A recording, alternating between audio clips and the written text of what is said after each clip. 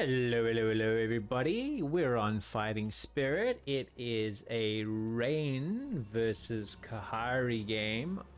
Today, I am Rabbit for those of you who don't know my voice as of yet, and this is a 2023 Starcraft Broodwar ladder match that we are casting from replays. So welcome. I haven't done a PVZ in a little while. In my return to Broodwar, been doing I did a best of 5 PVT recently, and then I just finished casting a series PVT between Snow and a barcoded Terran. So our first PVZ in a while. Been watching a few games, so staying sharp-ish, as sharp as I've ever been, which is probably not that sharp to be brutally honest. But been staying pretty sharp on the meta and the game. It looks like Forge is back. 2-gate is gone. Gate expand is just becoming more and more occasional. Even the top pros, they all seem to be going with the Forged again. So now that I've said that, I can probably guarantee myself that Rain will have gone Gateway, and there it is. So admittedly, this game was played probably about a year ago, and yeah, so it's interesting to see how often the meta fluctuates between the Gate expand versus the Forge expand. I think if you're a Protoss player and you're going with the Forge, your timings just have to be incredibly sharp. And if they're not, then the Zerg just tends to be able to get a lead and really be able to dictate the game. So it's a standard scouting pattern from our Zerg thus far. It looks like he has opened with an overpull because we can see the second Overlord is well and truly on his way and drops down the hatch. Once he's managed to scout his Protoss opponent, the Lings will be made based on the fact that we're seeing a gateway opening. So the gateway opening, the way I understand it, as a Protoss player, your decision tree is: do I make 1, 2, or 3 zealots before taking my nexus? And that's generally dictated by the opening of the Zerg. So if the Zerg's gone overpull, then you can get away with doing your expansion probably on about 2 zealots. It also depends on how these initial trades go and how much pressure you do. The significance of the scouting probe is actually quite important, because when he fights with the zealot, it requires more Lings to counter as a Zerg player. So he's moved his initial zealot forward, seen the Lings, which he countered with his scouting probe, and decided to just stay back here. And he's going to just let these Lings walk straight in the front door, except for the fact that he's quite wisely put a probe and a zealot on the ramp. And that's, I think, one of the reasons why you don't see lower level players do this opening. They just don't have the multitasking and the experience to avoid letting Lings get in the house. I like how the Zerg KAHIRI has moved on to his 3 hatches and continued progressing with as few Lings as physically possible. Got his 3 hatches going, has a little bit of a early warning system from these Lings. So he knows exactly how many zealots are en route and does have the hatch power to fend off any zealot pressure without needing to drop sunkens or anything like that. So we'll see another couple of rounds of Lings, I'm sure, and he's also getting himself Ling speed, which tells me it's probably not going to be Hydras, it's probably going to be Lair. We'll keep an eye on when he does start that Lair.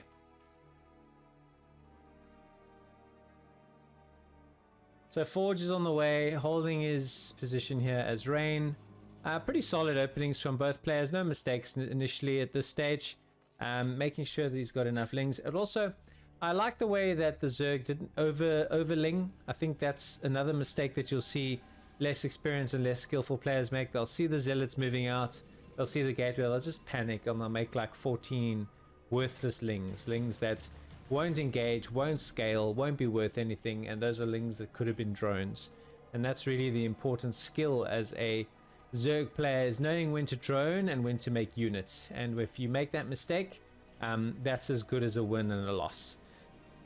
So Stargate is on the way. So this has been a very standard opening from Rain. I do like that he put his cybernetics core in the wall, so if you lose your Forge, you can lose an upgrade, but of course if your Forge isn't in the wall, then you can't, so that's good. Just a little bit of harassment from the Lings until such time as the cannon comes up. A little bit of keeping the Protoss player honest here, forcing him to actually make the the cannon. So there it comes, and I think that'll be the end of the initial Zerg pressure. Second gas coming up quite early, which tells me it's going to be a transition into Templar, I nearly said, into Templar tech pretty quickly. First Corsair is on the way, so the scouting that our Protoss is after will be forthcoming pretty soon. How is our lair? There is our lair, and here is our spire. So pretty standard stuff. It looks like a Scourge plan, or the plan for the spire tech is to make a few Scourge to fend off Corsairs. Based on the timing of the fact that we're only on one gas, I think it's going to be 6 hatch Hydra. So a second cannon is on the way. Here goes our Corsair. Fly in, we'll see no gas there. We'll fly in and see lair. We'll fly in and see Spire's about to finish, so he knows he doesn't have a long time before 2 Scourge is going to be chasing him. We'll fly in here to confirm the third base, and we'll fly in here to confirm. You should, Rain, make me a good commentator. Fly in here to confirm that there's no gas here. But I think he knows, based on the timing of the Spire, that he could get this Overlord and still get safely back home. So let's keep an eye on what he does once he kills this Overlord. 2 sets of Scourge incoming, and he's going to head home quick. So he didn't confirm that there's no gas here, but it's very, very unusual for a Zerg to not pull the gas. But surprisingly, after the Corsair leaves, we do see the extractor go up. So he is mining gas on both, which is making me think potentially we could get a little bit of sneaky muted play. Let's see. We still don't see any Hydras or even a Hydra Den. Do we have a Hydra Den? We don't have a Hydra Den. Maybe we're making one. No, we're not making one now. Okay. Interesting stuff. So Scourge flies in. Corsairs now are up to 3. Still making more. Has a couple of cannons to protect the mineral line. I wouldn't advise mutas. He is making them. Here we see 5 in the production tab. So it just felt, based on the fact that he snuck onto a second and third gas really, really fast after the Corsair disappeared, that he was going to go mutas. But I'm just not sure with relentless Corsair production, which is what we see here, if it makes a whole heap of sense. What does he have here now? 5? 5 and counting. So it looks like it's going to be a little bit of a Corsair Zealot move out. The speed for the Zealots kicks in. Here come the mutas though, and the Scourge and the mutas kind of have to pair together usefully. We need to see when or if the Corsairs get into the game at this stage. Now where are these Zealots splitting off to? Okay, so this is a caster's nightmare when you've got units all over the show. So the quick mutas do basically fend off the initial Zealot attack. So the purpose of that Zealot attack would have been to harass and try and kill drones at this third base. But the air units and the map control goes to the Zerg because he's made mutas. Enough Scourge and stuff discouraging Rain from sending his Corsairs to engage. Here we see the Corsair pod, and they're flying, so they've obviously been grouped with a probe. So they're going to go and do a little bit of pressure. All of the aerial units are out this way. Let's see what sort of damage can get done. There's nothing here protecting the Overlords. They're all the way on the other side of the map. 1 down, 2 down, 3 down. Okay, so now a little bit of a surround here. So the mutas and the Scourge are fighting the Corsairs. There's still, I think, at least 3 Corsairs left here. So I think getting very good value for his Corsairs. This is 1 muta. Where are you going?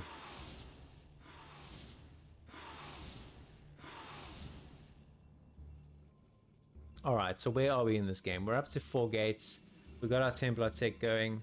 We're running single upgrade forge build. And I think the next plan now for our Protoss is to get himself a third base. Meanwhile, has managed to get some Zealots out onto the map. I think this is very important to understand as a viewer. To have your Zealots stuck at home makes them relatively worthless. So to move them out onto the map, even though they're not actively engaged, does mean you can flag them a bit later. Try to do a bit of harassment here, but there's a very sneakily placed Templar who's thrown down a storm. Another one here, whiffing the storms a little bit. That is the beauty, I think, of the air units of Zerg. They're just so damn agile. A drone has been spotted and is probably going to be chased down so that a 4th base from the Zerg will be delayed.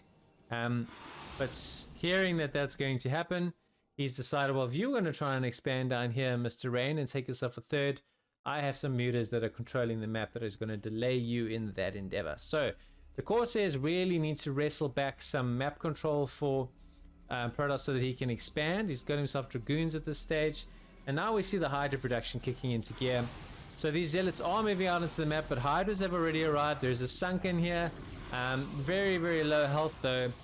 He's going to have to send in some mutas to tie this up. Here come the reinforcing mutas, and I think he's going to hold this without losing too much damage. At this stage of the game, Zerg's got 52 drones, so economy is not really a major concern of his. So he does hold that quite nicely. Meanwhile, trying to still harass and block this base, and I think this is where these units are headed.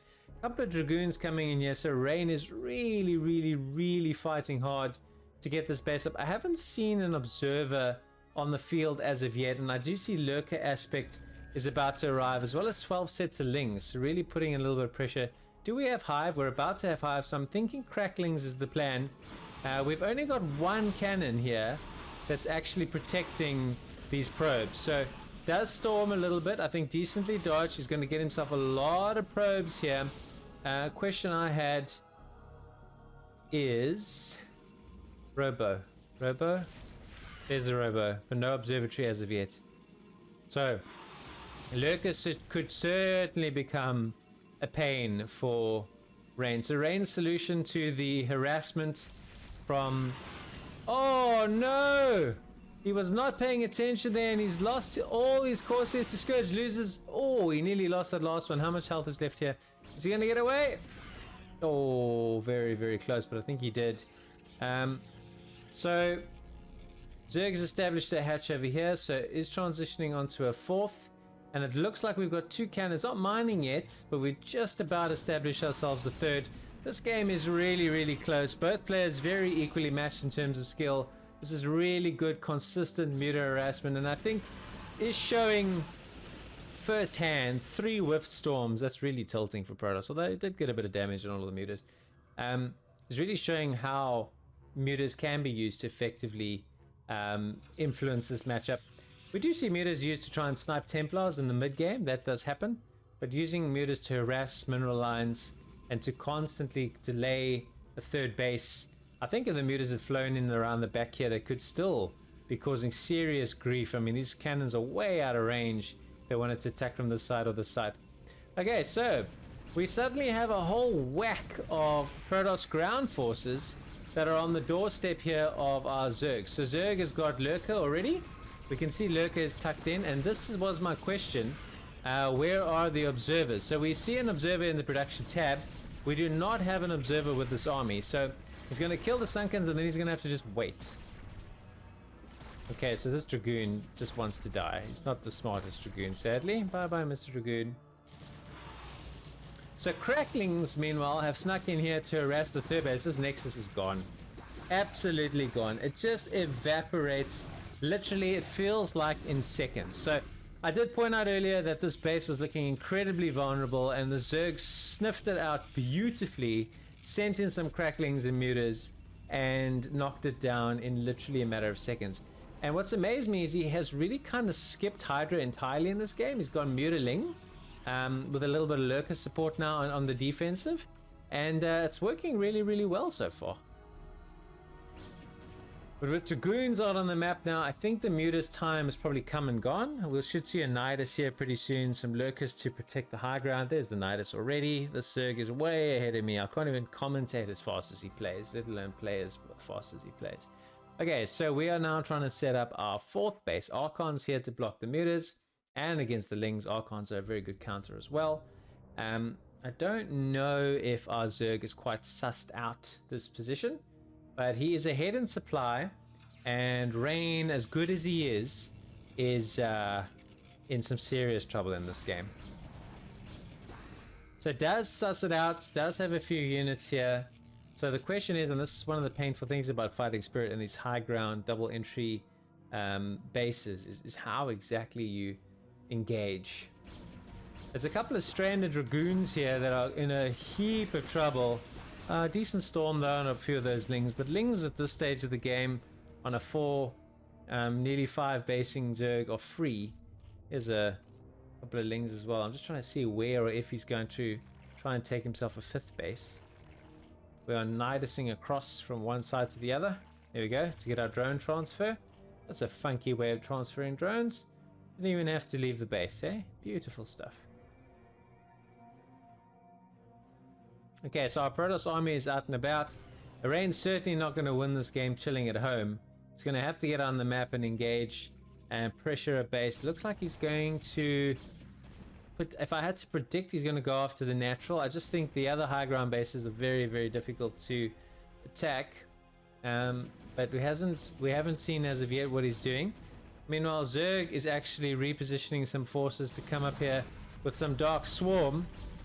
And if he can get up onto the ramp and Dark Swarm over those cannons, it's going to be very, very painful. So a few juicy fights here, absolutely no doubt incoming. So there are those Dark Swarms with crackling power, means that cannons go down really, really quickly, faster than a prostitute's panties. These will all drop.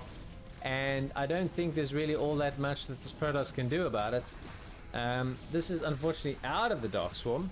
Meanwhile, again, fighting under clouds, it seems to be this entire engagement is happening. Plenty of storms, zealots getting on top of the lurkers. It's just basically lurker, ling, defiler, a style that Suckstreet plays, for example, incredibly well, and a much higher level style than what you tend to see. Lower level Zergs tend to just play Hydra, and then they transition into crackling lurker but later on. But the use of muters to control the map and to get up to this level of macro power has just been staggeringly good. So Rain, to his credit, does hold on, micros the fight more than decently, but if he doesn't kill a base soon, this area of the map is totally under control by the Zerg. This is his next logical expansion spot. He needs to start killing bases. Yes, he's on 4 bases himself, which is a really, really decent position, but he needs to start killing bases as well, otherwise he ain't gonna win this game. Sound of a Templar dying, sound of a plague. So some plague zealots walking up to the front door here. This is such a protected position. He's got all these lines of lurkers. Oh, shame. I put drones. Type is over. So the zealots have found their way down here. I think this is just potentially to try and set up the next base, or just to block further expansion by our Zerg.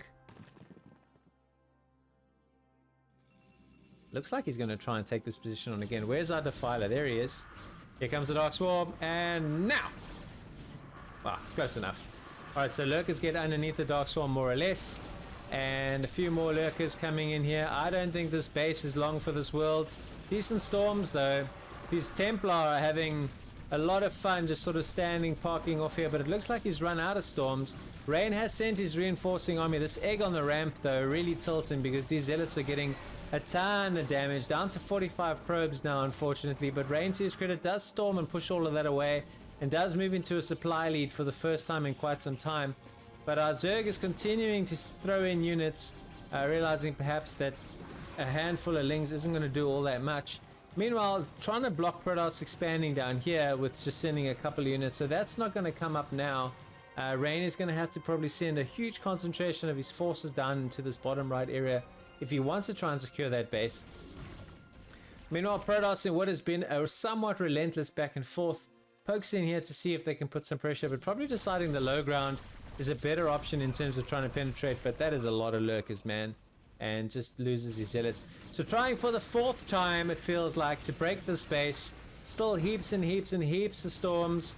I think he's probably just gonna hold on to this, although the Defiler throwing up the Dark Swarm, that's pretty much going to be a pain in the ass. Meanwhile, Rain trying what seems like an absolutely ridiculous challenge to get up this ramp, but looks like he's got the initial penetration he needed. Zerg is sending in some reinforcing lurkers, lings, and other units, but the storm damage here is just absolutely devastating. This game has just been a non-stop crackerjack action-packed game. Some more lurkers reinforcing. Looks like Rain did tidy up over here, so there's no more units. He has held onto that base from the relentless harassment that's been facing. And to his credit, he's climbed up into this ramp here, broken this position, killed a lot of drones. Our Zerg was close to 70 drones before this attack, killing heaps more. And the more important thing is the hatcheries. There are 3 production buildings here, and so that really does reduce the production power of the Zerg quite substantially. So it looks like Zerg's going to lose that position, trying again, but certainly with fewer forces to penetrate this. And I think Rain is going to hold on to this position. He's got less forces here to have to deal with this, and throwing down some nice storms onto the low ground, splashing all these units before they even arrive or do any damage. So looks like he's killed every single hatch here as expected, and our Zerg is redirecting his attention to try and at least harass and put some more pressure here. Just in terms of an overall context of the game, we're still a 5-basing Zerg versus a 4-basing Protoss, and theoretically over the long term that should mean that the Protoss should win unless the Zerg can get another base up. And Zerg, having lost this base, is now making it 4-on-4, and Protoss are now in a very, very strong position.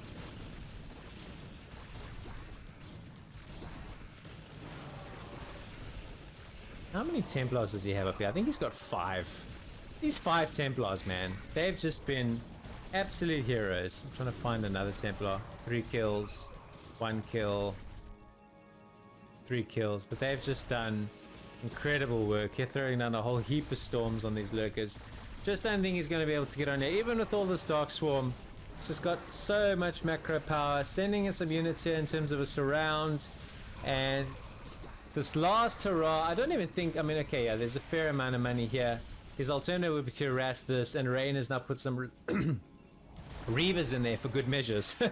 So good luck breaking through that. That's going to lurker here on the high ground, but he dies pretty fast. Lots of fights now centering around the middle of the map, as opposed to in a specific base. And I think Protoss now is just going to amass and probably max out and then break one last crucial position. If I had to make a prediction, probably this right area, because there are a whole heap. There's 5 hatcheries up here and all the fresh income. So that's going to be the place, I think, to end the game. But we'll have to see. Perhaps my predictions, like so many times, will be totally wrong. Okay, we have a shuttle. Where's it going?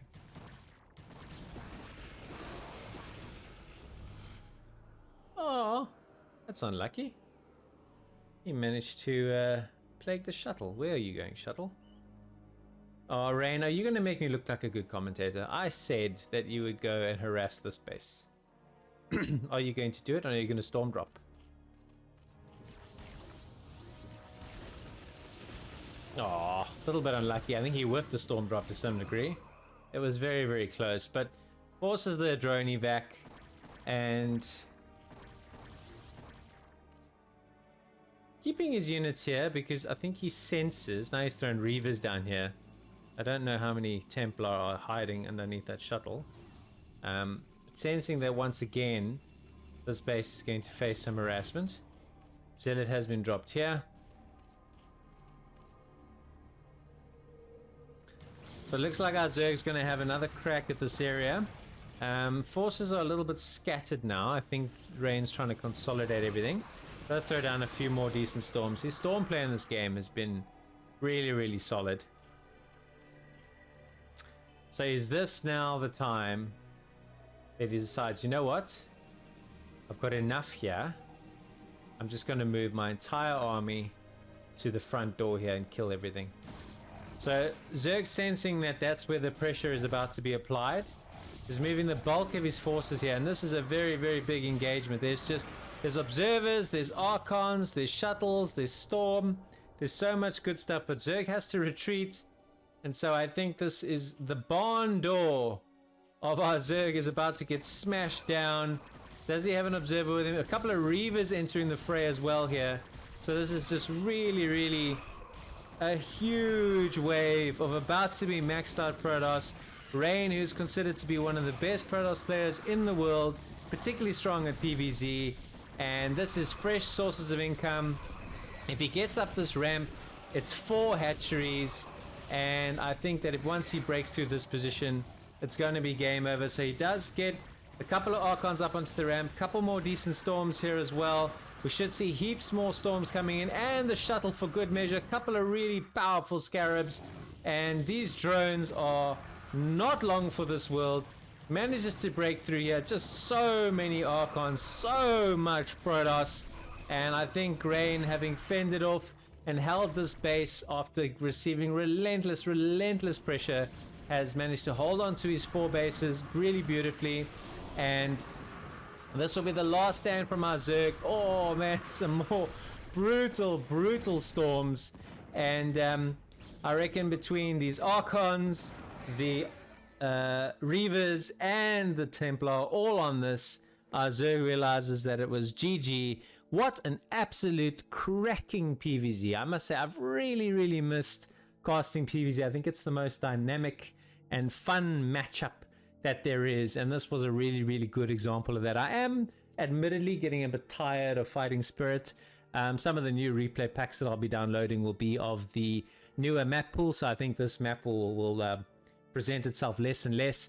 But be that as it may, I'm Rabbit Roo. If you don't hang out with me often, please do consider subscribing to the channel. There's over 150 casts on there already, and there's still plenty more to come. Until next time, take care of yourself, take it easy, ciao for now.